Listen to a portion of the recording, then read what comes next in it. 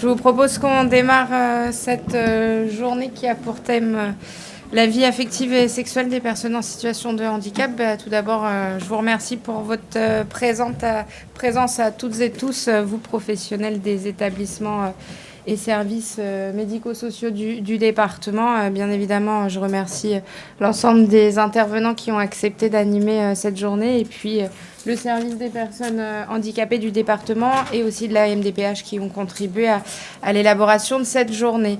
Je suis très contente de pouvoir intervenir ce matin et de pouvoir rester un petit moment pour écouter ce qui va se dire notamment ce matin autour d'un thème, la vie affective et la sexualité des personnes en situation de handicap. C'était un thème qui était intervenu lors du forum Polyhandicap que nous avions organisé en octobre 2015, je crois, à Bondy, avec pas mal de questions, notamment de professionnels. C'est un thème qui a longtemps été un sujet assez tabou, mais qui, je pense, au cours de ces dernières années, tend un peu à évoluer. Alors, il y a un cadre législatif aussi qui a posé des jalons, donc notamment la loi de 2005 sur l'égalité des chances et des droits pour les personnes en situation de handicap et qui ouvre un accès au droit global, dont le droit à l'intimité.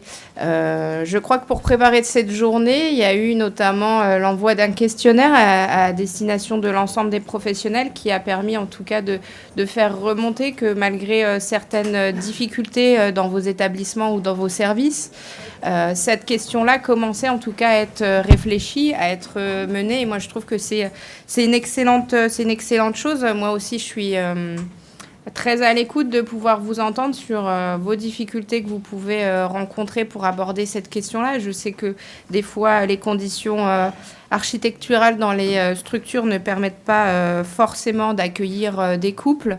Je sais également que certaines pratiques professionnelles peuvent poser question, notamment auprès de personnes dites vulnérables ou encore l'approche et la communication qui peut être réalisée en tout cas envers les familles. Voilà, et je pense que ça, c'est une difficulté que vous devez largement rencontrer.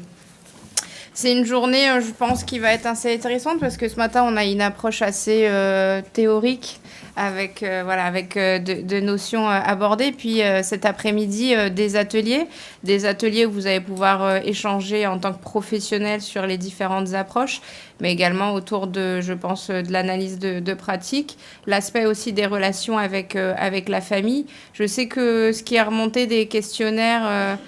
un travail qui est déjà fait dans certains établissements avec notamment des chartes réalisées dans certains établissements autour du droit à l'intimité, mais également des établissements qui ont été plus loin, notamment à travers l'élaboration d'outils ou de processus d'accompagnement.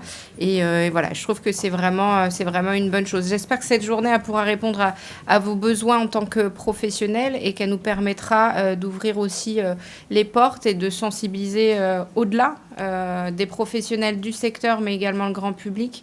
Et moi, j'ai apprécié l'exposition du hall. Je pense que c'est ce genre d'exposition-là qui devrait aussi être un peu plus partagé et pas uniquement dans le secteur médico-social. En tout cas, nous, c'est une volonté que l'on porte au sein du conseil départemental de Seine-Saint-Denis.